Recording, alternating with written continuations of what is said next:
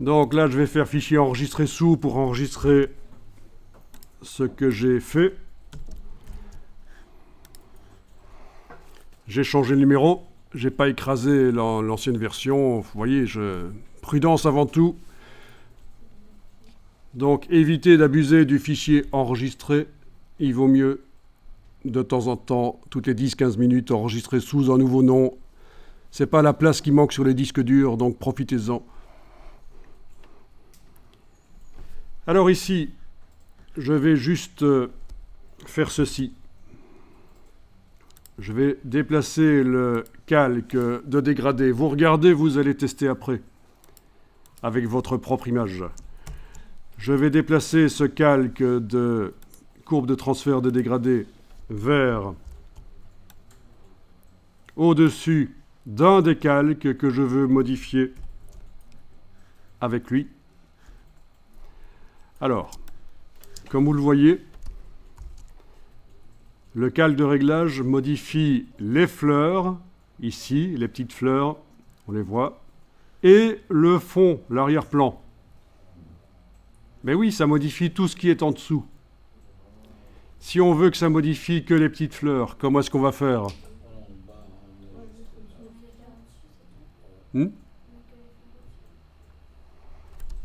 Si on veut que le calque de réglage ici, courbe de transfert de dégradé, il modifie ce qui se trouve en dessous de lui. Mais si on le met en dessous des petites fleurs, il modifie le fond, mais pas les petites fleurs. Il n'y a pas une technique qu'on a vue hier qui permet de faire en sorte que ça n'agisse que sur un objet ? C'est Alt en fait. La touche Alt. Donc j'ai remis le calque de réglage là au-dessus de mes petites fleurs. Touche Alt, si on clique entre les deux, il se décale vers la droite, il n'agit que sur les petites fleurs. Voilà. Ok, et je vais aller le modifier parce que c'est pas terrible comme résultat. C'est modifiable bien sûr. Voilà.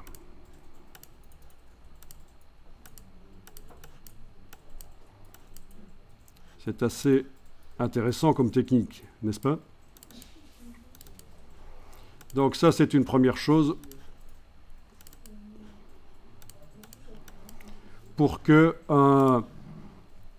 une courbe de transfert de dégradé n'agisse que sur un calque.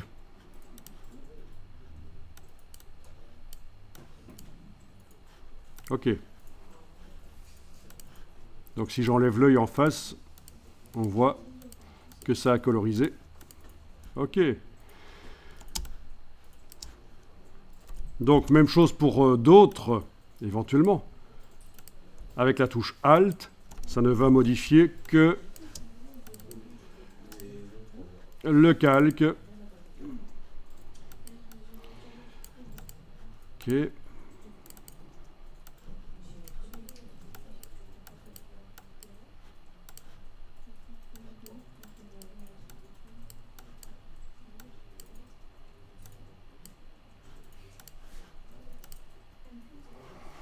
Ok. Donc ça peut être intéressant. Et on peut aussi en mettre un pour modifier la texture de fond, bien sûr, etc.